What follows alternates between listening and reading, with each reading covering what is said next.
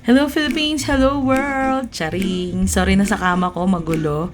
But I have a busy day today, so samahan nyo ako. 6:15 sa third day. Okay, happy birthday nga pala kay Ate Dingdang. Shout out. Hello sa anak kong maiiwan for today. Sorry na. Ayan, Commonwealth Avenue. Papunta tayo sa Commonwealth Market. At ayan na. Ayan ang seafood. Ang sarap, 'di ba? Bumili ako niyan, pampano tsaka pusit. Pero hindi dyan yung pusit. Mahal yan eh.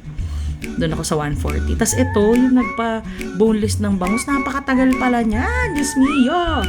Anyways, ayan. After nun, hindi na namin nakunan yung pagbili ng karne ng baboy. Pero yun lang, tsaka manok.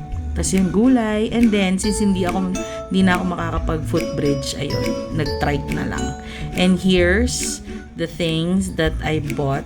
Ayan, may gulay, may baboy, manok, isda. Ayan, mas marami isda. Tsaka seafood. Tsaka pang almusal, itlog na maalat, mais, ang sarap niyan. And dahil napagod ako at ang balakang ko at tuhod ko, ayan, macaroni and parmesan. Taray, may paganom pa. Gutom lang naman. Ayan. Ay, refresh siya.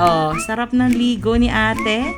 Hello, welcome at meet my bagong pamangkin, Gabriel Samo Jereline. Pogi, maputi din. Okay, so support naman tayo sa aking isang inaanak. Go Calix, game 1 to. Diba? After nun, papunta naman kaming Marikina for his game, or his second game pala.